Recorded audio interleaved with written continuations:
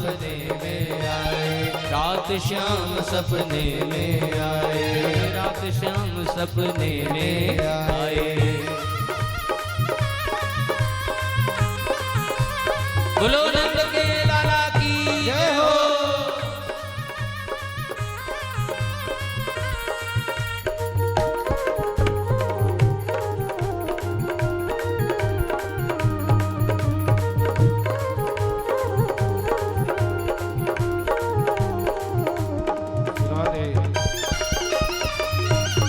जय हो।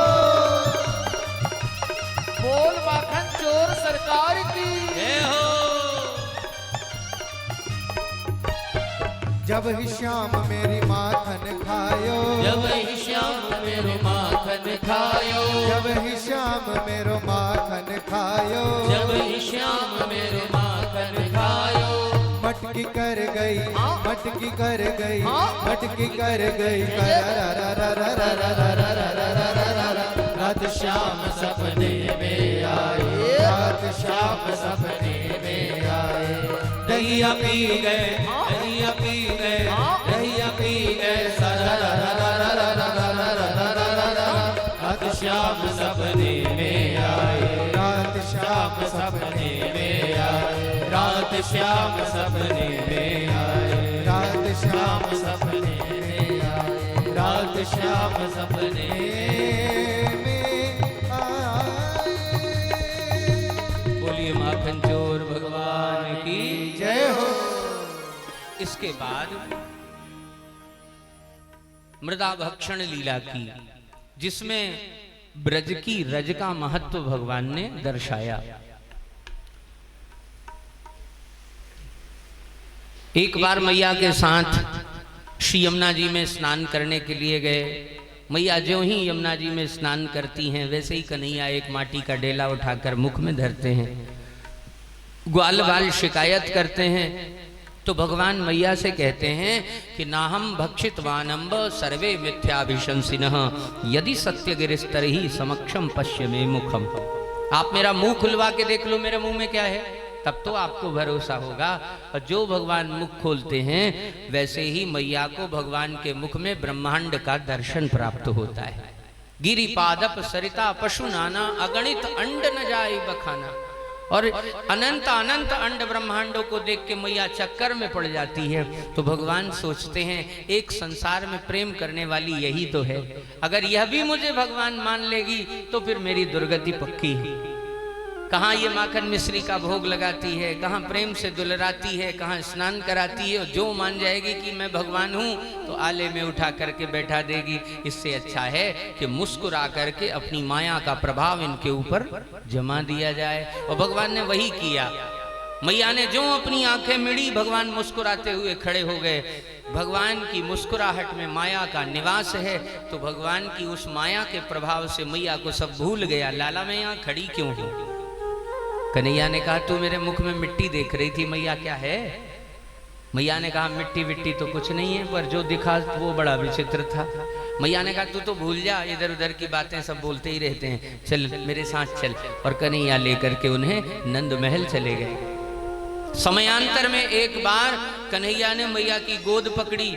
मैया ने उन्हें मना किया कि अभी समय नहीं है। क्यों? क्योंकि अभी कार्य का समय है, अभी चूल्हे पर दूध रख करके आई हूँ। तो लाला अटक गए।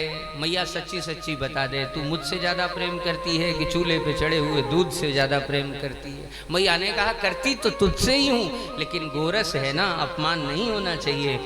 इतना कहना ही था। और चूल्हे पर रखा हुआ दूध उफनने लगा। और जैसे ही दूध उफनाया मैया ने कन्हैया को धक्का लगाया और सीधे चौके में गई, दूध को शांत किया। ओ महाराज आज तो इनका गुस्सा देखने योग्य है। एक लठ उठाया और घर में जितने पुराने माट मटके हैं सब धप धप से भगवान ने फोड़ने प्रारंभ कर दिए।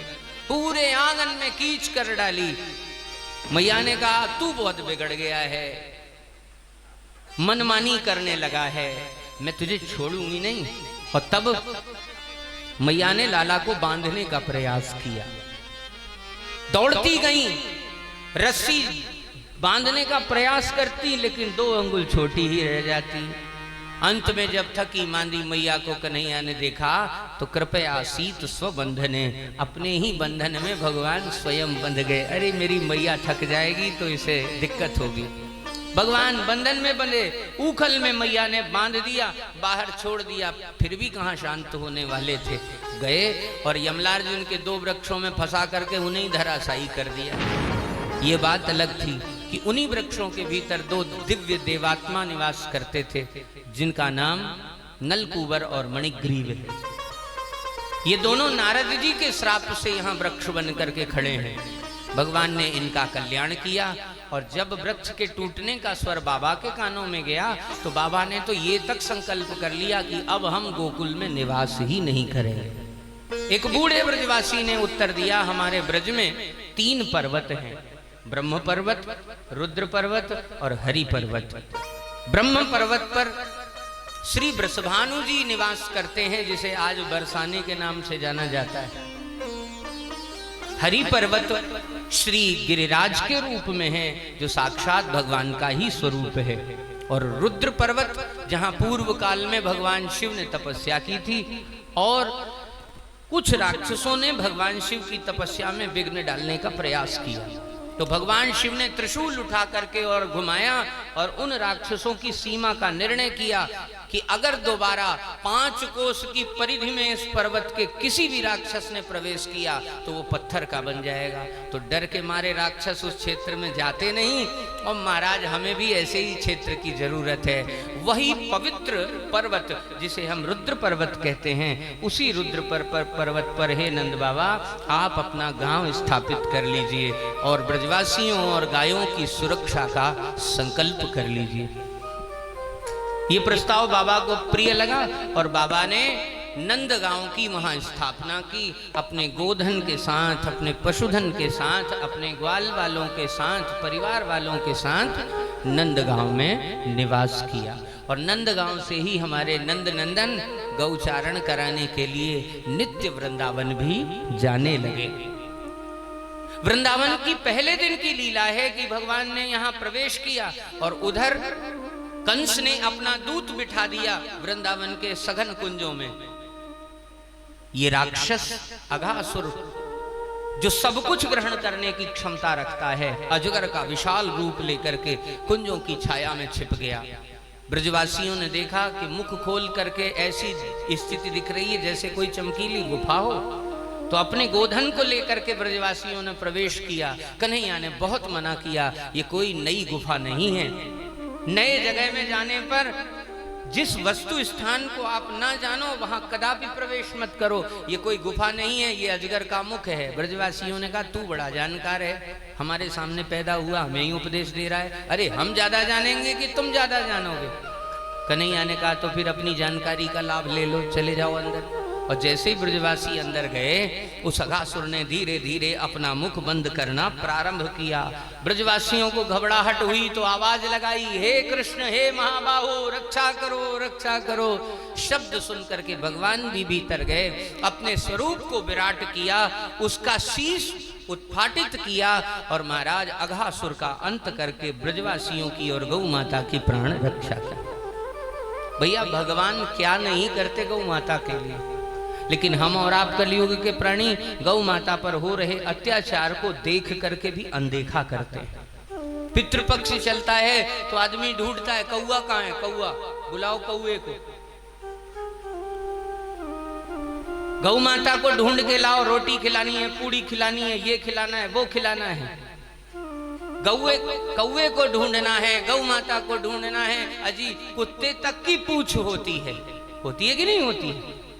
लेकिन कलयुग में गौ माता की कितनी बड़ी दुर्दशा कि 9 दिन 10 दिन के बाद में हम गौ माता को ऐसा बिसरा देते हैं, ऐसा भुला देते हैं कि फिर रोड में वो चाहे पन्नी खाएं, चाहे कचड़ा खाएं, चाहे जो भी खाएं, बस हमें अच्छे अच्छे व्यंजन मिलते रहे। भैया हरो, हाथ जोड़ के प्रार्थना है, जितने सनातनी हैं अथवा जहां तक मेरी आवाज जा रही है, चाहे वह माइक के माध्यम से हो या लाइव प्रसारण के माध्यम से हो, मेरी सनम्र प्रार्थना है कि गौ के लिए ग्रास निकालना आज से ही प्रारंभ करें।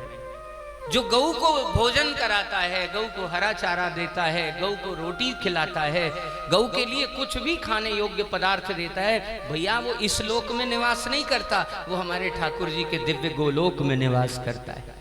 तो पुण्य कमाने के लिए, धर्म कमाने के लिए आप सब गौ सेवा जितनी अधिक से अधिक हो सके वह अपने जीवन में आरंभ कीजिए।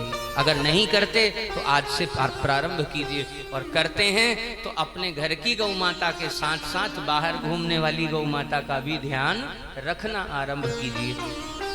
तो श्री भगवान इधर गौचारण करा के लौट के आए, और अगले दिन जब गौचारण कराने गए तो भूख लग रही थी, मित्रों के साथ बैठ करके भोजन आरंभ किया। इसी समय ब्रह्मा जी के मन में कौतुक हुआ कि चलो हम भी भगवान का दर्शन कराएं। तो ब्रह्मा जी आकाश मार्ग से आए और वृंदावन के आकाश में छिप गए। उस समय भगवान अपने मित्रों के साथ भोजन कर रहे थे। एक मित्र ने बड़ा बढ़िया चूरे का लड्डू लाया था, तो भगवान ने कहा जरा दिखा तो सही इसका स्वाद कैसा है, तेरी मैया ने नमक डाला है कि शक्कर। मित्र ने कहा एक ही दिया है, वैसे मैं ही खाऊंगा। कन्हैया तेरी मैया तुझे 56 भोग भेजती है, तब भी तू दूसरों के पाथे पर अपनी लार गिराता रहता है। अरे एक लड्डू हमारे पास है, तेरे पास 56 भोग है, तू अपना 56 भोग खा, हमें हमारा लड्डू खाने दे। कन्हैया ने कहा आज तो तेरा ही लड्डू खाऊंगा, अब अपना 56 भोग, मेरा 56 भोग तू धर ले। और उस मित्र ने 56 भोग को अलग कर दिया। ना, मुझे तेरा कोई भोग नहीं चाहिए, मुझे तो मेरी मैया का लड्डू चाहिए। ऐसा कह करके उस मित्र ने अपने मुंह में लड्डू रखा, और भगवान ने कहा आज तो ये लड्डू हम ही खा के रहेंगे। महाराज ऐसा जोर का धक्का दिया भगवान ने कि बेचारा उल्टे सिर गिर पड़ा। फिर गुदगुदी लगाई तो मित्र का मुंह खुल गया, और जैसे ही मुंह खुला 2 उंगलियां डाल करके आधा चबाया लड्डू भगवान ने उठाया और अपने मुख में गप्प कर लिया। मित्र भी कहाँ कम था, उसने भी धक्का मारा, भगवान के ऊपर चढ़ गया, गुदगुदी लगाई, और बचा कुचा जो चूरा था वो ऐसे करके चाट गया। भगवान ने कहा बेटा अभी भी होठ के ऊपर कुछ लग रहा है, वैसे भी हम छोड़ने वाले नहीं हैं। भगवान ने फिर धक्का मारा और मित्र के होठ पर लगे हुए 2-4 कणों को, उन लड्डू के कणों को वो भी चाट गए। आकाश में खड़े हुए ब्रह्मा जी देख करके घृणा करने लगे। अरे राम राम राम राम, छी छी छी छी, ऐसा कोई ब्रह्म होता है क्या? ऐसा कोई भगवान होता है? आचार विहीन परमात्मा नहीं हो सकता। ये कोई सामान्य बालक है, मुझसे भ्रम हो गया, ब्रह्मा से भ्रम हो गया। अगर ये ब्रह्म है तो मैं इसकी परीक्षा लूंगा। और तब ब्रह्मा जी महाराज ने वहां पर चारण कर रहे सारे बछड़ों को, सारे ग्वाल वालों को अपहरित करके सीधे ब्रह्मलोक में ले जाके रख दिया। लौट कर जब वृंदावन आए तो परम आश्चर्य में डूब गए, क्योंकि जितने गायों को, जितने बछड़ों को, जितने गोपालों को ब्रह्मा जी लेके गए थे वो सारे के सारे वृंदावन में ही विचरण कर रहे थे। फिर भ्रम हुआ ब्रह्मा जी को, मैं रख के भी आया हूं या जल्दी जल्दी में कुछ उलट पुलट हो गई, जाकर देखना चाहिए। तो ब्रह्मा जी अपने लोक में पहुंचे, इससे पहले भगवान ब्रह्मा का रूप बना करके पहुंच गए। द्वारपालों को बुलाया, सुनो सुनो सुनो, आजकल ब्रह्मांड में एक नकली ब्रह्मा घूम रहा है, मेरे जैसा दिखता है, मेरे जैसा बोलता है, मेरे जैसे खड़ा रहता है, सब कुछ मेरे जैसे है। अगर वो आए तो द्वार से ही भगा देना। और दरवाजा बंद कर लिया। अब असली ब्रह्मा जब अपने लोक में आए तो द्वारपाल देख के हंसने लगे, देखो देखो देखो देखो, बिल्कुल वैसे ही दिखते हैं। ब्रह्मा जी ने कहा क्या बात कर रहे हो? बोले देखो राम राम राम, इनकी तो आवाज भी उनसे मिलती जुलती, कितने बढ़िया, एक जैसा, क्या बनावट है। ब्रह्मा जी अपना उपहास देखकर समझ गए कि ब्रह्मा की सृष्टि के किसी व्यक्ति में सामर्थ्य नहीं कि ब्रह्मा का उपहास कर सके। ब्रह्मा के अस्तित्व को समाप्त और पर्याप्त करने की क्षमता केवल और केवल श्री हरि में है। तो भागे दौड़े वृंदावन आए, और वृंदावन आकर के भगवान के चरण पकड़ करके क्षमा मांगी। नौमीढ्यते ब्रवपुषे तडिदंबराय गुंजावत दंस परिपिक्षल सन्मुखाय वन्यस्रजेत्र कमलवेत्र विषाणवेणुर्लक्ष्मश्रिये मृदुपदे पशुपांगजाय। हे हरि, हे प्रभु, आप मुझे क्षमा कर दीजिए। मैं तो आपका अबोध बालक हूं, मैं आपके गर्भ का शिशु हूं। जैसे गर्भगत शिशु माता के उदर में रह करके जब हाथ पैर चलाता है तो माता को यद्यपि कष्ट होता है, पर माता उस शिशु को दंड नहीं देती, उस पर प्रहार नहीं करती। हे प्रभु, मैं भी आपका गर्भगत शिशु हूं, आपकी नाभि से जन्मा हूं, इसलिए मेरा हाथ पांव चलाने का अधिकार है। यदि मुझसे कोई त्रुटि बन गई हो तो मुझे क्षमा कीजिए। भगवान ने कहा क्षमा किया। ब्रह्मा जी, आप प्रसन्नता पूर्वक अपने लोक में जाइए। और श्री ब्रह्मा जी महाराज भगवान की स्तुति करके निज लोक को लौट गए। एक बार श्री भगवान गौचारण कराकर लौट रहे थे तो गायों को प्यास लगी, गोपालों को प्यास लगी, तो यमुना जी के एक विशेष स्थान से उन सब ने जल पिया। और जैसे ही जलपान किया वैसे ही सबकी मृत्यु हो गई। सबको मृत देख करके भगवान ने अपनी अमृतमयी दृष्टि से सबको जीवन दान दिया। और उसी क्षण संकल्प किया कि यमुना के जल में घुले हुए इस विष के कारण कालिय का मैं बड़ी शीघ्रता से निवारण करूंगा। विलोक्य दूषितां कृष्णां कृष्णः कृष्ण हि ना विभुः तस्या विशुद्धिमन्वीक्षन् सर्पं तमुदवासयत्। अगली ही सुबह मित्रों को लेकर पहुंच गए और अपने एक सखा की गेंद को उठाया और उसी स्थल पर फेंक दिया। सखा रोने लगा, कन्हैया तू तो बड़े बाप का बेटा है, तुझे तो मन चाही गेंदें रोज मिल जाती हैं, लेकिन मेरी मैया ने गुदड़ी सी करके ये गेंद बनाई थी, मुझे यही गेंद वापस चाहिए। अरे तुझे पता नहीं इसमें सर्प रहता है, उसका विष लग जाएगा, मैं मर जाऊंगा। ब्रजवासी कहता है जब तू पूतना के मारने से न मरा, तृणावर्त के मारने से न मरा, किसी भी राक्षस के मारने से न मरा, तो ये 2-4 मुंडी वाला सर्प जो है ये तुझे कैसे मार सकता है? कन्हैया मैं कुछ नहीं जानता, मुझे तो मेरी गेंद चाहिए, वो भी मेरी मैया की। कन्हैया ने कहा अगर तेरी यही आज्ञा है तो फिर ले, मैं तेरी गेंद अभी ला कर देता हूँ। ओ महाराज कदम्ब के वृक्ष पर चढ़े और अगली छलांग यमुना जी के हृदय में लगा दी। उस हृदय में जहाँ काली नाम का भयंकर 100 शिरों वाला सर्प निवास करता था। कालिय के कितने सिर हैं? 100। अब वो तो चित्रों में 100 सिर बन नहीं सकते, इसलिए 4-5 सिर का दिखा देते हैं, परंतु भागवत के अनुसार कालिय के सिरों की संख्या है 100।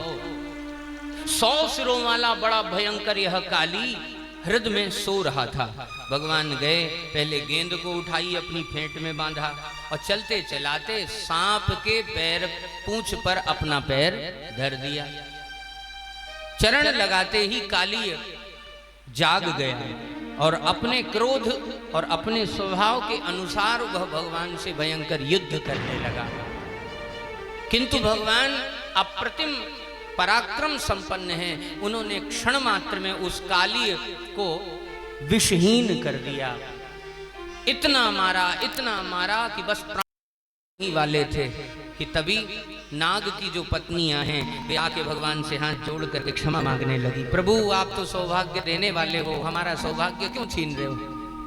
भगवान ने चरण ढीले किए, सोई कालिया ने फिर फुंकार भरी। बोले देख लो इसकी आदत खराब है, हम चरण छोड़ रहे हैं और ये अपनी फुंकार से हमें फिर जलाने का प्रयास कर रहा है।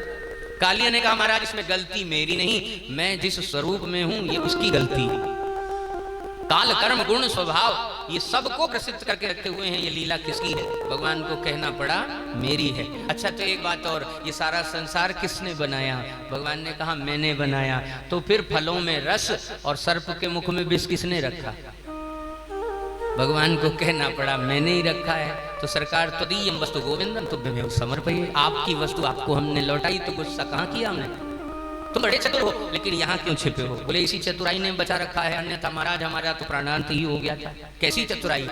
पूर्व काल में कद्रू माता जो नागों की माताएं हैं, उन्होंने गरुड़ की माता श्री विनिता जी से शर्त लगाई कि ऐरावत का रंग क्या है? विनिता जी ने कहा सफेद है और कद्रू जी ने कह दिया काला है। झूठे मूठे जीत लेने के लिए कद्रू ने अपने काले काले सर्पपुत्रों को आज्ञा दी, जब ऐरावत आए तो तुम उसके शरीर से लिपट जाना, तो जो सफेद रंग कहाँ थी है वो काला हो जाएगा। सांपों ने वैसा ही किया अपनी माता की आज्ञा मान के। परिणाम स्वरूप कद्रू ने विनिता जी को अपनी दासी बना लिया। और जब ये बात गरुड़ जी को पता चली तो गरुड़ जी ने सर्पों का भयंकर आहार आरंभ कर दिया। इतना आहार किया कि नाग जाति ही समाप्त होने पर आ गई। तो नाग जाति के प्रमुख 8 रक्षकों ने जाकर के श्री गरुड़ जी से प्रार्थना की कि प्रभु आप आहार मत कीजिए, हम आपको बलि दे देंगे, कुछ लोग छांट करके भेज देंगे, आप उन्हें ग्रहण कीजिए। तो गरुड़ जी ने स्वीकार कर लिया। एक बार मेरा नंबर आया तो मैंने विरोध किया और विरोध करके उन अप्रतिम पराक्रमशाली श्री गरुड़ जी के साथ मेरा भयंकर युद्ध हुआ, पर मैं उनके पराक्रम के सामने टिक ना सका। प्राण बचा करके मैं वहां से भागा और रमणक द्वीप का त्याग करके श्री यमुना जी के इस हृदय में आकर के जैसे ही मैं प्रवेश करता हूं तो गरुड़ जी आकाश में थरथर कांपने लगते हैं। पूर्व काल में यही सौभरी नाम के ऋषि तपस्या करते थे। उन्होंने श्री गरुड़ जी को श्राप दे रखा था कि मनमाना आहार करने के लिए अगर तुम इस हृदय में आओगे तो तुम्हारे स्वर्ण के समान चमकते पंख जल करके भस्म हो जाएंगे। इसलिए श्राप के डर के कारण गरुड़ जी यहाँ आते नहीं हैं। तो महाराज मैं गरुड़ जी के डर के मारे कहीं जाता नहीं। बस बात इतनी सी। भगवान ने कहा आज से दोनों समस्याओं का समाधान, मैं तुम्हारे 100 से अधिक जो सिर हैं उन समस्त सिरों पर अपने चरणों की छाप प्रदान करूंगा। इन चरणों की छाप को गरुड़ भली भांति पहचानते हैं। तुम्हें निर्भयता प्राप्त होगी और तुम सुखपूर्वक रमण द्वीप चले जाओ। और तब काली की फनाली पर भगवान पुनः स्थापित हुए। श्री सुखदेव भगवान कहते हैं तच्चित्र तांडव विरोग्न फर्णात पत्रो रक्तमुखैरनुपमन् नृपभन्न गात्रम् स्मृत्वा चराचर गुरुं पुरुषं पुराणं नारायणं तमरणं मनसा जगामः। काली एक सिर देता है तो भगवान एक पैर रखते हैं, फिर दूसरा पैर रखते हैं। और महाराज जल्दी जल्दी में भगवान जो ये क्रिया कर रहे हैं ना, इस क्रिया को देख करके भोले बाबा का मन आंदोलित होने लगा। अरे नंद नंदन श्याम सुंदर को काली की फनाली पर विचित्र तांडव कर रहे हैं और मैं संगीत का विशारद हूं, तो मैं चुपचाप कैसे बैठ जाऊं? तो कैलाश में भगवान शिव विचित्र तांडव प्रस्तुत करते हैं और काली की फनाली पर श्री कृष्ण तांडव प्रस्तुत करते हैं। इसकी छवि गोस्वामी श्री सूरदास जी ने खींची है। आइए उसी का रसास्वादन करें। तांडव गति मुंडन पर नाचत बनवारी, तांडव गति मुंडन पर नाचत बनवारी, तांडव गति मुंडन पर नाचत बनवारी, तांडव गति मुंडन पर नाचत बनवारी। पम पम पम पद पटकत फम फम फम फननी पर बिम बिम बिम बिनती करत नाग बधुहारी। तांडव पर नाचत बनवारी, तांडव गति मुंडन पर नाचत बनवारी, तांडव गति मुंडन पर नाचत बनवारी, नाचत बनवारी, नाचत बनवारी, नाचत बनवारी, नाचत बनवारी। तांडव गति मुंडन पर नाचत बनवारी, तांडव गति मुंडन पर नाचत बनवारी। ससिक ससिक सनकादिक नन नन नन नारद मुनि बम बम बम महादेव बम बम बम बलिहारी। तांडव गति मुंडन पर नाचत बनवारी, तांडव गति मुंडन पर नाचत बनवारी, तांडव गति मुंडन पर नाचत बनवारी, तांडव गति मुंडन पर नाचत बनवारी। विविध विविध विद्याधर दम दम दम देव सकल गंग गंग गंग गुणी गंधर्व नाचत देतारी। तांडव गति मुंडन पर नाचत बनवारी, तांडव गति मुंडन नाचत बनवारी, नाचत बनवारी, नाचत बनवारी, नाचत बनवारी, नाचत बनवारी। तांडव गति मुंडन पर नाचत बनवारी, तांडव गति मुंडन पर नाचत सूरदास प्रभु की वाणी किम किम किन्हु न जानी। सूरदास प्रभु की वाणी किम किम किम हो न जानी। सूरदास प्रभु की वाणी किम किम किन्हु न जानी। सूरदास प्रभु की वाणी किम किम किम हो न जानी। धनि धनि धनि चरण परत निर्भय भयहारी। धनि धनि धनि चरण परत निर्भय भयहारी। तांडव गति मुंडन पर नाचत बनवारी। तांडव गति मुंडन पर नाचत बनवारी। नाचत बनवारी। नाचत बनवारी। नाचत बनवारी। नाचत बनवारी। बोलो नागनथैया सरकार की जय हो। तो श्री भगवान ने जो संकल्प किया उस संकल्प को उन्होंने पूर्ण भी किया और ब्रजवासियों के लिए सदा सर्वदा के लिए यमुना को शुद्ध कर दिया। पुराणकार कहते हैं इसके बाद अब बारी आई श्रृंगार रस की। जहां श्री श्याम सुंदर गौचारण कराने जाते हैं, श्री श्याम सुंदर के मनोहर स्वरूप को देख करके ब्रजांगनाएं उनका चिंतवन करती हैं, स्मरण करती हैं और स्मरण करती हुई गीतों का गायन करती हैं। भागवत जी में 5 प्रामाणिक गीत हैं, जिनमें पहला गीत है वेणु गीत, दूसरा गीत है प्रणय गीत, तीसरा गीत है गोपी गीत, चौथा गीत है युगल गीत और 5वां गीत है भ्रमर गीत। उनमें सबसे पहला भगवान की वंशी की सुधि करती हुई जो गोपिकाएं गायन करती हैं। वरहापीडं नटवर वपुः कर्णयो कर्णिकारं बिभ्रद्वासः कनककपिशं वैजयन्तीश्च माला। रन्ध्रान् वेणोरधरसुधया पूरयन् गोपवृन्दैर्वृन्दारण्यं स्वपदरमणं प्राविशद गीतकीर्तिः। तो गोपांगनाएं भगवान की वंशी का स्मरण करके उनका चिंतन करती हैं। ये अद्भुत वंशी धारण करते हैं और इन्हें वंशी धारण किए हुए देखने वाली हम सब की आंखें भी धन्य हैं। अक्षुण्वतां फलमिदं न परं विदामः सख्यः पशूननु विवेशयतोर्वयस्यै वक्त्रं ब्रजेश श्रुतयोरनुवेणुजुष्टं यैर्वा निपीतमनुरक्तकटाक्षमुख्यम्। गोपांगनाओं के ये दिव्य भाव श्री सुखदेव भगवान वर्णन करते हुए कहते हैं, सत्य तो यह है कि सारे कलह की जड़ भी वंशी ही है। क्यों? क्योंकि यही बुलाती है, यही प्रेम में फंसाती है, यही श्री कृष्ण से मिलना दिखाती है और एक दिन वियोग में पटक करके अपने स्वर से बार बार विरह की हुक प्रकट कराती है। पुराणकार कहते हैं कि गोपांगनाएं इसी प्रकार के गीतों का गायन करती हुई श्री कृष्ण का निरंतर चिंतन करती है। एवं विधा भगवतो या वृंदावनचारिणः वर्णयन्त्यो मिथो गोप्याः क्रीडास्तन्मयतां ययुः। अब ऋतु परिवर्तन हुआ और ऋतु परिवर्तन में वर्षा ऋतु के बाद हेमंत ऋतु आई और हेमंते प्रथमे मासी जो वर्तमान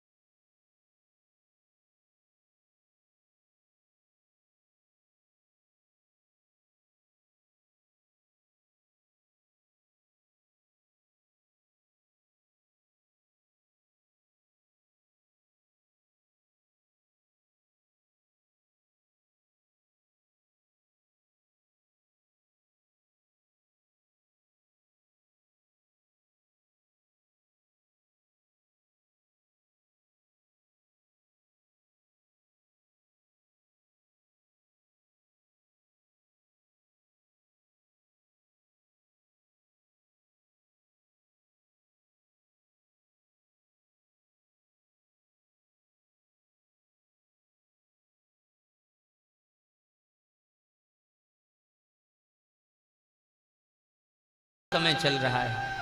हेमंते प्रथमे मासी नंद गोप कुमारिका, नंद गोप कुमारिका। जितनी भी ब्रजांगनाएं हैं अविवाहित, वे माँ कात्यायनी की शरण में पहुंच गईं और नवरात्रि लगते ही मैया के चरणों में माथा पटक करके कहने लगी, कात्यायनी महामाये महायोगिन नधीश्वरी, नंद गोप सुतम देवी पतिम में कुरुते नमः। हे माँ कात्यायनी, हम आपके चरणों में प्रणाम करेंगी। हमारी एक ही कामना है कि नंद नंदन को आप हमारा पति बना दीजिए, आप उन्हें हमें पति रूप में प्रदान कर दीजिए। हजारों हजारों कुमारी कन्याएं हैं, सबके मन में एक ही भाव है और समय पूरा होने पर सर्वरूप परमात्मा उन सब के सद्भावों को ग्रहण भी करेंगे। इसके बाद एक बार गौचारण कराते हुए भगवान मथुरा की आधी सीमा तक पहुंच गए और बालकों को भूख लगी।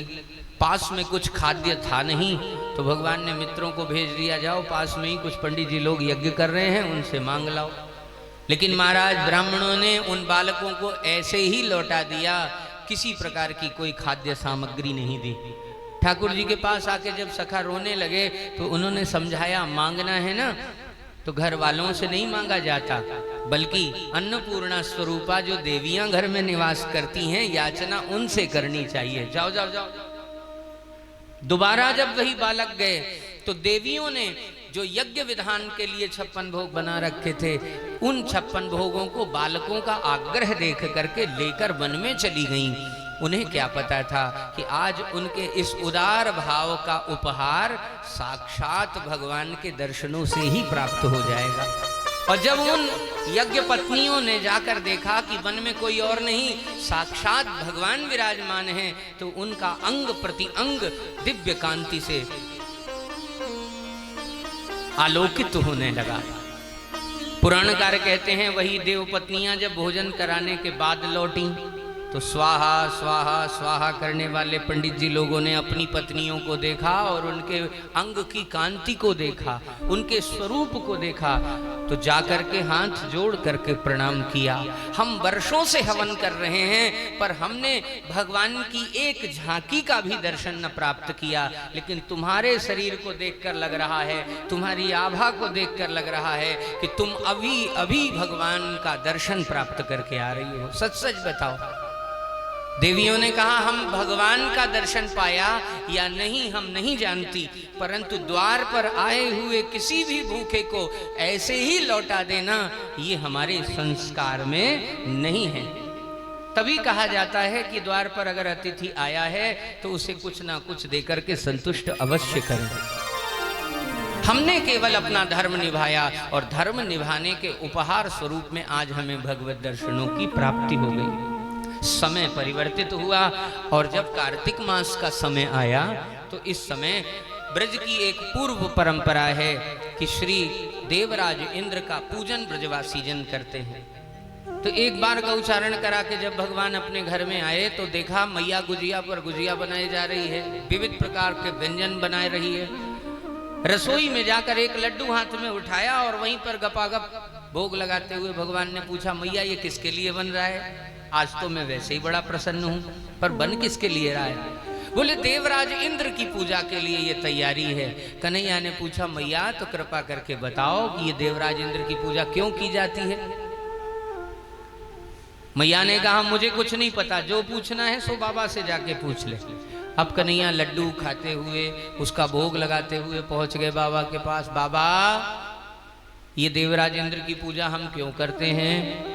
बाबा ने कहा, लाला वे देवताओं के राजा हैं, उनके अधीन मेघ हैं, वे वर्षा करेंगे तो हरा हरा चारा उगेगा, उसे गैया मैया ग्रहण करेगी, फिर बहुत दूध देगी और उस दूध को पी के हमारा कन्हैया और बलवान हो जाएगा। कन्हैया ने कहा, बाबा आपको पता है मैं कितने वर्ष का हो गया हूं? बाबा ने कहा, हाँ हाँ, मुझे नहीं पता होगा तो किसे पता होगा? 7 वर्ष का हो गया। कन्हैया ने कहा मेरी विवाह की अवस्था हो गई, मैं ब्याह लायक हो गया, फिर भी आप मुझे छोटे बच्चों का उत्तर दे रहे हो। अरे बाबा सत्य बताओ कि देवराज इंद्र की पूजा क्यों की जाती है। बाबा निरुत्तर थे, ये हमारी परंपरा है, ये हमारा क्रम है, चला आ रहा है, उसे हम भी निभा रहे हैं। कन्हैया ने बाबा से एक प्रश्न किया। बाबा एक छोटा सा प्रश्न करूं? हाँ हाँ कहो। अगर वृक्ष को स्वस्थ रखना हो तो उसके किस स्थान में जल डालना चाहिए, पत्ते में, तने में या जड़ में? बाबा ने कहा जड़ में जल डालने से पूरा वृक्ष स्वस्थ रहेगा। श्री ठाकुर जी ने कहा बाबा ऐसे ही जब हम भगवान विष्णु के प्रति कोई क्रिया का अर्पण करते हैं तो भगवान विष्णु में ही समस्त देवताओं का निवास स्थित है। भगवान विष्णु की आराधना करने पर सभी देवी देवता संतुष्ट हो जाते हैं। क्यों? क्योंकि भगवान विष्णु ही धर्म के मूल हैं और मूल में ही जल डालना चाहिए। इसका अभिप्राय क्या है? बोले लाला मुझे समझ में नहीं आया। कन्हैया ने कहा बाबा मैं और सरल करके समझाता हूं। विष्णु का अर्थ होता है व्यापक। व्यापक यानी जो सर्वत्र है, सम है। मैं उस परमात्मा का अर्चन करने की बात कह रहा हूं। ये भगवान विष्णु कोई प्रतिमा में बाधित नहीं है, वो वृक्षों में है, पहाड़ों में है, पर्वतों में है, नदियों में है, सृष्टि के कण कण में उनकी सत्ता है। और तो और बाबा हमारे ये जो गिरिराज जी हैं ना, ये साक्षात विष्णु रूप हैं। हम ब्रजवासी हैं, हमारा धन गैया मैया है और गैया मैया को आनंद देने वाले श्री भगवान विष्णु हैं। इसलिए मिलकर के श्री गिरिराज की तरहटी चलते हैं और वहीं अपनी गैया मैया का पूजन करेंगे और श्री गिरिराज महाराज की जय जयकार करेंगे। सबने इस प्रस्ताव को स्वीकार किया। लेकिन पूजा कैसे होगी? बोले जितने पदार्थ इंद्र के लिए बनाए हैं ना, ये सारे पदार्थ उठाकर ले चलो, ये गिरिराज जी की सेवा में लग जाएंगे। तो सभी ब्रजवासियों ने अपने अपने घर से तैयार किया हुआ 56 भोग हाथ में धारण किया, बैलगाड़ियों में सजाया और महाराज बड़े बड़े पदार्थों को लेकर के सब ब्रजवासी गिरिराज जी की तरहटी पर पहुंच गए। क्या करना है कन्हैया? बोले सबसे पहले तो देवता के चरण धुलाओ। अब ब्रजवासियों ने यमुना जी से दौड़ लगाई, गिरिराज जी तक की आधों की कमर टूट गई। कन्हैया मर गए, तेरे देवता के चक्कर में तो हमारी कमर ही टूट जाएगी, फिर देवता के दर्शन का लाभ क्या? तब अपने ब्रजवासियों के दुख को कम करने के लिए भगवान ने अपने मन से श्री गंगा जी को प्रकट किया और गिरिराज जी की तरहटी में श्री मानसी गंगा का प्राकट्य हुआ। बोलो मानसी गंगा की जय हो। ब्रजवासी सब प्रसन्न हो गए। अब क्या करें? बोले चरण धुल गए, स्नान हो गया, अब बढ़िया वस्त्र धारण कराओ। तो मैया अपने लाला का वस्त्र साथ में ही लेके चलती हैं। तो यशोदा मैया ने पीतांबर दे दिया और श्री गिरिराज महाराज को पीतांबर धारण कराया गया। सुंदर वैसा ही तिलक लगाया गया, गोबर से नजर ना लगे इसलिए टिप्पा धराया गया। और इसके बाद लाला का ही एक मोर मुकुट निकाल करके मैया ने गिरिराज जी के माथे पे बांध दिया। अरे लाला ये तेरा देवता तो बिल्कुल हूबहू तेरे जैसा दिखाई देने लगा। बोले मैया आप विलंब मत करो, वैसे ही घड़ी आगे भाग रही है, झटपट भोग लगाओ। और तुरंत महाराज सब ब्रजवासियों ने गिरिराज जी की तरहटी में 21 किलोमीटर का आकार है वर्तमान, और पौराणिक मान्यता है कि 7 कोस का विशाल पर्वत है। 3 किलोमीटर का एक कोस, तो इस हिसाब से 21 किलोमीटर की परिक्रमा। पूरे परिक्रमा मार्ग में महाराज ब्रजवासियों ने 56 भोग पधराया और जो जहां है वहीं से बोल रहा है बोलो गिरिराज महाराज की जय हो। जय जयकार हुई। बोले अब क्या करें? बोले जिसके मन में जो मनोरथ है वो मनोरथ गिरिराज महाराज से व्यक्त करो, उनसे कह दो। गिरिराज महाराज की कृपा से महाराज वर्ष भर का भी समय नहीं लगेगा, आपकी मनोकामना पूरी हो जाएगी। और प्रेम पूर्वक इनकी परिक्रमा अर्पित करो। तो सब ब्रजवासियों ने गिरिराज बाबा को अपनी अपनी कामना कही। ब्रजवासियों की तो एक ही कामना है कि श्री कृष्ण हमारे हृदय में ही सदा निवास करें। और इसी कामना के साथ ब्रजवासियों ने जय जयकार की, सबने मिलकर के पूजन किया। बोल गिरिराज महाराज की जय हो। श्री गोवर्धन महाराज महाराज तेरे माथे मुकुट विराज रहो। श्री गोवर्धन महाराज महाराज तेरे माथे मुकुट विराज रहो। हाँ भैया, पूजन पहले कर ले, क्योंकि बाद में बाढ़ आ जाएगी तो पूजन नहीं बनेगा। तो पूजन करने के लिए यजमान परिवार उठें और आचार्य जन विधिवत पूजन कराएं। श्री गोवर्धन महाराज महाराज तेरे माथे मुकुट विराज रहो। श्री गोवर्धन महाराज महाराज तेरे माथे मुकुट विराज रहो। ओ तेरे माथे मुकुट विराज रहो। तेरे माथे मुकुट विराज रहो। तेरे माथे मुकुट विराज रहो। तेरे माथे मुकुट विराज रहो। श्री गोवर्धन महाराज महाराज तेरे माथे मुकुट विराज रहो। श्री गोवर्धन महाराज महाराज तेरे माथे मुकुट विराज रहो। जय हो।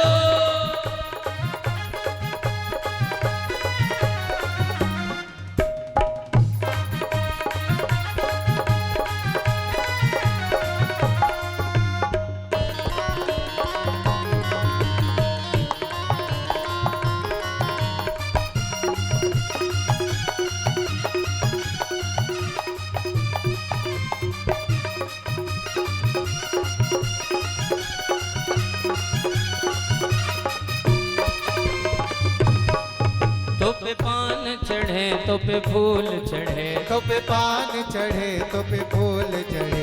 तो पे पान चढ़े तो पे फूल चढ़े। तो पे पान चढ़े तो पे फूल चढ़े। तो पे चढ़े तो पे चढ़े तो पे चढ़े दूध की धार। ओ धार तेरे माथे मुकुट विराज रहो। चढ़े दूध की धार आधार। जय हो माथे मुकुट विराज रहो।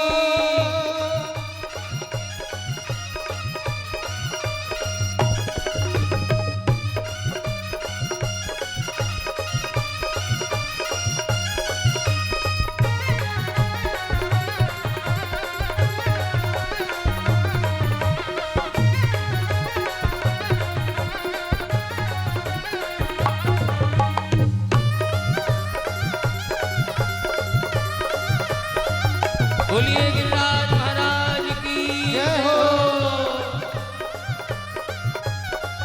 तेरे कानन कुंडल सोह रहे। तेरे कानन कुंडल सोह रहे। तेरे कानन कुंडल सोह रहे। तेरे कानन कुंडल सोह रहे। तेरे कानन कुंडल सोह रहे। तेरे कानन कुंडल सोह रहे। थोड़ी पे थोड़ी पे थोड़ी पे हीरा लाल हो लाल तेरे माथे मुकुट विराज रहो। श्री गोवर्धन महाराज महाराज तेरे माथे मुकुट विराज रहो।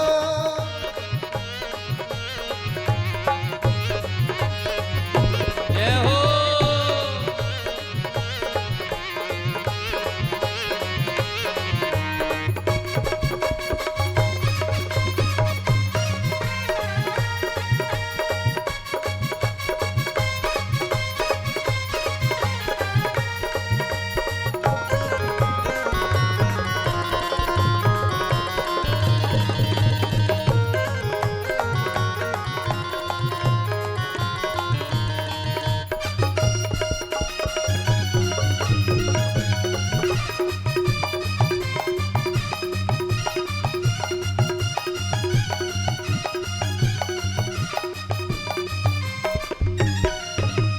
सात कोस में रूप तेरो। प्रभु सात कोस में रूप तेरो। प्रभु सात कोस में रूप तेरो। प्रभु सात कोस में रूप तेरो। वापस अपने अपने स्थान में बैठ जाएं और फिर कथा का आनंद लें और झांकी का भी आनंद ले। प्रभु सात कोस में रूप तेरो, प्रभु सात कोस में रूप तेरो, हर संकट दूर करो मेरो, हर संकट दूर करो मेरो। तुम भगतों तुम भगतन के सिरताज, सिरताज तेरे माथे मुकुट विराज रहो, श्री गोवर्धन महाराज, महाराज तेरे माथे मुकुट विराज रहो, तेरे माथे मुकुट विराज रहो, तेरे माथे मुकुट विराज रहो, तेरे माथे मुकुट विराज रहो, तेरे माथे मुकुट विराज रहो। बोलो गिरिराज महाराज की जय हो। अब भैया इधर गिरिराज जी की पूजा करके जब सब सारे ब्रजवासी चले आए तो मरुद गणों के द्वारा देवराज इंद्र तक यह समाचार पहुंचा कि इस बार ब्रजवासियों ने हमारी पूजा से विमुखता पाई है। तो तुरंत महाराज देवराज इंद्र ने भयंकर वर्षा करने वाले सांवर्तक नामक मेघों को ब्रज में बरसने के लिए भेज दिया। वो भयंकर गर्जना करते हुए मेघ ब्रज को डुबाने की इच्छा लेकर के आए। ब्रजवासी घबराकर श्याम सुंदर के पास आए और समस्त ब्रजवासियों को गोधन को लेकर के भगवान गिरिराज की तलहटी में पहुंच गए। सबको आज्ञा की कि आप सब नेत्र बंद करो और मैं अपने देवता से कुछ बातें करता हूं। जैसे ही सब ने नेत्र बंद किए, पुराणकार कहते हैं कि ठीक उसी समय इत्युक्तेकेन हस्तेन कृत्वा गोवर्धनाचलम दधार लीलया कृष्ण क्षत्राकमिव बालकः। एक हाथ से महाराज, एक हाथ से नहीं, रसिक कहते हैं महाराज छोटी उंगली से, छोटी उंगली से भी नहीं, मैया कहती हैं हमारे कन्हैया ने तो बाएं हाथ की छोटी उंगली के नख पर गिरिवर को धारण किया। इत्युक्तेकेन हस्तेन कृत्वा गोवर्धनाचलम दधार लीलया कृष्ण क्षत्राकमिव बालकः।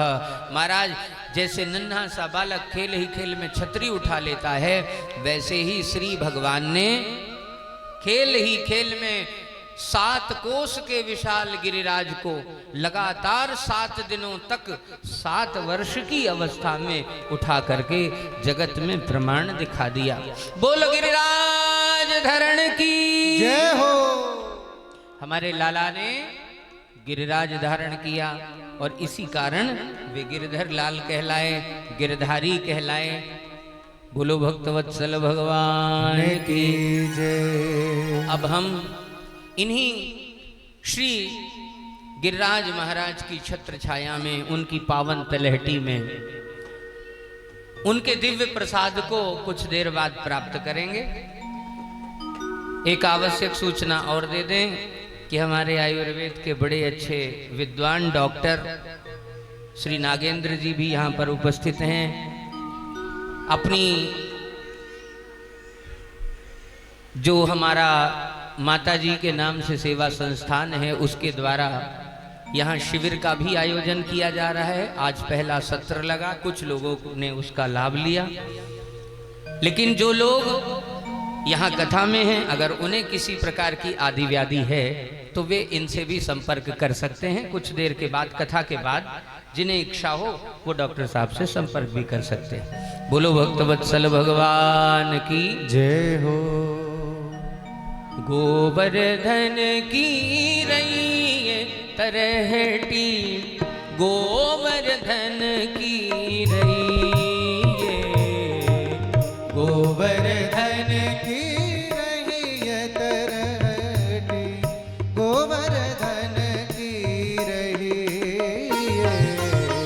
गोवर्धन की रही तरहटी, गोवर्धन की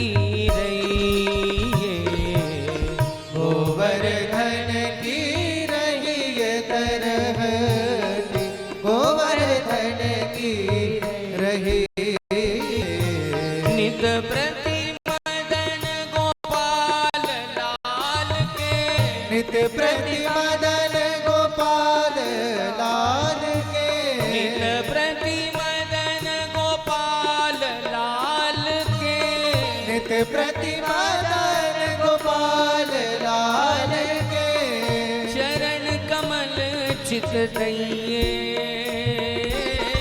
चरण कमल चित दइए। गोवर्धन की रैयत रहती, गोवर्धन की रैयत, गोवर्धन की रहियत रहती, गोवर्धन की रहियत, गोवर्धन की रहियत रहती, गोवर्धन की रहियत। तन पुलकित ब्रज रज में लोटत, तन पुलकित ब्रज रज में लोटत, तन पुलकित ब्रज रज में लोटत, तन पुलकित ब्रज रज में लोटत। गोविंद कुंड में नहिए, हाँ गोविंद कुंड में नइए। गोवर्धन की रैयत रहती, गोवर्धन की रैयत, गोवर्धन की रहियत रहती, गोवर्धन की रहियत। रसिक प्रीतम हित चित की बातें, रसिक प्रीतम हित चित की बातें, रसिक प्रीतम हित चित की बातें, रसिक प्रीतम हित चित की बातें।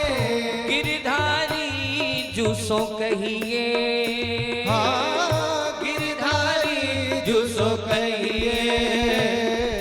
गोवर्धन की रैयत रहती, गोवर्धन की रैयत, गोवर्धन की रहियत रहती, गोवर्धन की रहियत। दृढ़ इन चरणन के रो भरोसो, दृढ़ इन चरणन के रो, दृढ़ इन चरणन के रो भरोसो रणैन चरणन के रो। श्री वल्लभ नख चंद्र छटा बिनु, श्री वल्लभ नख चंद्र छटा बिन, सब जग माही अंधेरो, सब जग माही अंधेरो। साधन और नाहिया कली में, साधन और नाहिया कली में, साधन और नाहिया कली में, साधन और नाहिया कली में। जासो होय निबेरो, जासो होय निबेरो। सूर कहा कहे दुबिद आंधरो, सूर कहा कहे दुबिध आंधरो, सूर कहा कहे दुबिद आंधरो, सूर कहा कहे दुबिध आंधरो। बिना मोल को चेरो, बिना मोल को चेरो। दृढ़ इन चरणन के भरोसो, दृढ़ इन चरणन के रो, दृढ़हिन चरणन के भरोसो, दृढ़हिन चरणन, दृढ़हिन चरणन, दृढ़हिन चरणन के रो। बोलिए गिरिराज धरण की जय हो। आज की कथा को यहीं पर लेते हैं और कथा में श्री भगवान का मंगलमय विवाह होगा। तो आप सब महाराज जिसे घराती बनकर आना है घराती के रूप में स्वागत है, जिसे बराती बनकर के आना है उसका बराती रूप में अभिनंदन है, परंतु विवाह में सबको आना है।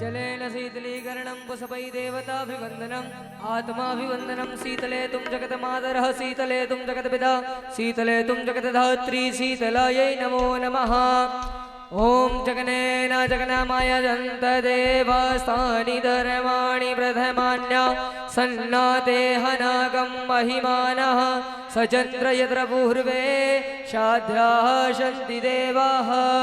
हरिः ओम ज्ञानगंगाय विद्महे पंचमवेदाय धीमहि तन्नो श्रीमद्भागवत प्रचोदयात्। सेवन्तिका मकुलचम्पकपाटलाब्जे पुण्यागजादिकरवीरलसाल पुष्पै विल्व प्रवाल तुलसीदल मंजरीभिः स्वां पूजयामि जगदीश्वर मे प्रसीद।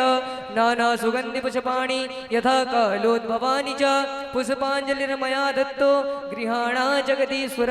अथ क्षमा प्रार्थना पूर्वकं मंत्र पुष्पाञ्जलिं समर्पयामि। श्री पुराण पुरुषोत्तमाय नमः। श्रीमद्भगवत भक्तेभ्यो नमः।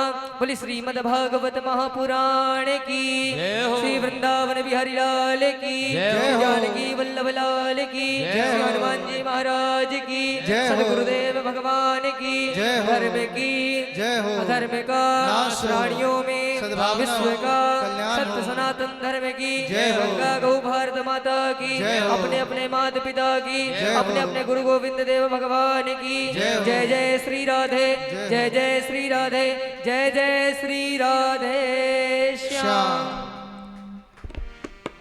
जय श्री राम। जैसा कि आप सभी को पता है आज कथा का पंचम दिवस है और आज के दिवस में हमने भगवान की गोवर्धन लीला बाल लीलाओं की कथा श्रवण की और साथ में ही गोवर्धन लीला की झांकी को भी दर्शन किया। कल की कथा में रुक्मणी मंगल का एक झांकी के निवेदन दर्शन और है कि भैया 56 भोग का प्रसाद सब लेके जाएं। 5 मिनट के भीतर आप सबको वहां पर द्वार पर प्राप्त होगा। कोई भी सबसे प्रार्थना है कि कोई छूटे नहीं, सब किनका ही प्राप्त करें लेकिन सबको प्रसाद प्राप्त हो। सही भक्तों से अनुरोध है व्यवस्थापक क्रमशः लोग तुरंत लग जाएं। एक एक करके आगे आएंगे और गिरिराज जी के पूजन को करेंगे। और कल की कथा में हमें रुक्मणी मंगल की झांकी के दर्शन होंगे। रुक्मणी मंगल की कथा को श्रवण करेंगे और जिन भक्तों तक आवाज जा रही है पितरों की प्रसन्नता के निमित्त पितृपक्ष में इस कथा का आयोजन किया गया है। अपने अपने पितृदेव भगवान के प्रसन्नता के लिए आप सभी इस कथा में आए और इस कथा को श्रवण लाभ प्राप्त करें। और आज ही कथा में डॉक्टर NK गुप्ता जी के माध्यम से आयुर्वेदिक शिविर का भी आयोजन किया गया है। तो जिन भक्तों को जिस प्रकार की समस्या हो डॉक्टर साहब से मिलने के पश्चात ही आप लोग अपने घर की ओर प्रस्थान करेंगे। आइए तब तक भजन के माध्यम से आप लोग गिरिराज जी के पूजन को करें। जय श्री राधे श्याम। अच्छा श्रृंगी नाद बजाया अच्छा श्रृंगी नाद बजाया हाँ अच्छा श्रृंगी नाद बजाया जोगी रंग भी नाया अच्छा श्रृंगी नाद बजाया जोगी रंग भी नाया अच्छा श्रृंगी नाद बजाया अच्छा श्रृंगी नाद बजाया अच्छा श्रृंगी नाद बजाया ओ अच्छा श्रृंगी नाद बजाया अच्छा श्रृंगी नाद बजाया हाँ अच्छा श्रृंगी नाद बजाया हाँ अच्छा श्रृंगी नाद बजाया जोगी रंग भी नाया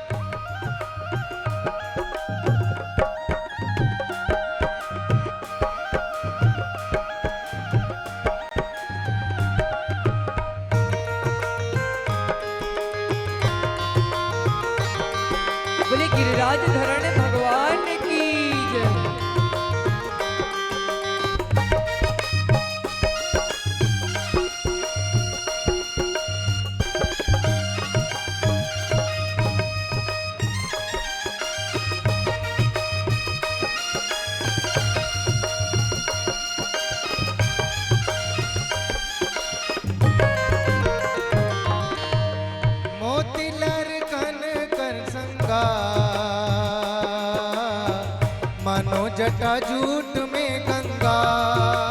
ओ मोतिन लहरे अलकन गंगा,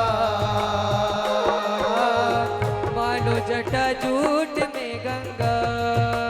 ओ मोती लहरे अलकन गंगा, मानो जटा जूट में गंगा। ओ मोतिन लहरे अलक गंगा, मानो जटा जूट में गंगा। हाँ, मानो जटा जूट में गंगा।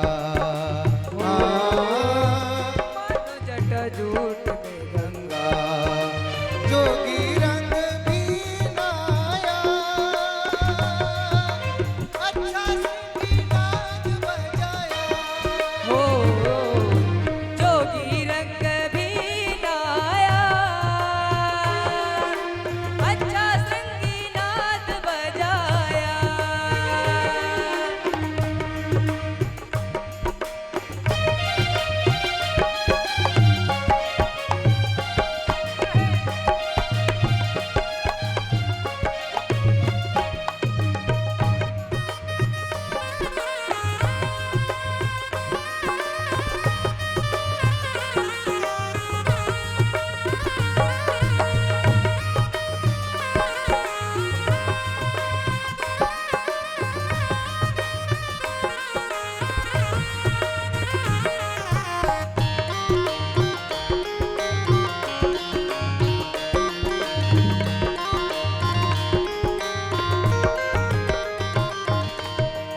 अंग अंग भूषण बाजे,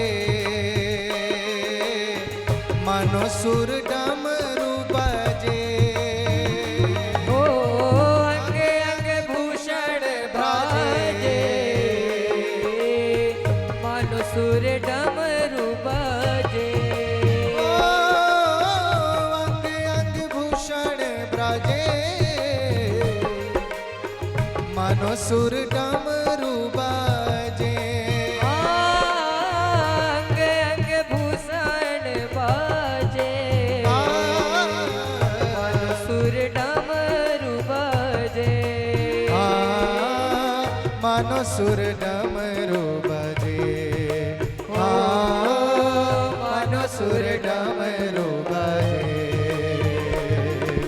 जोगी रंग बीनाया, अच्छा संगीनाद बजाया। जोगी रंग भी लाया, अच्छा संगीनाद बजाया।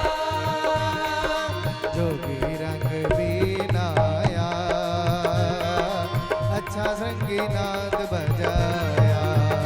जय जय राधे राधे, जय जय राधे राधे, जय जय राधे राधे, जय जय राधे राधे, जय जय राधे राधे, जय जय राधे राधे, जय जय राधे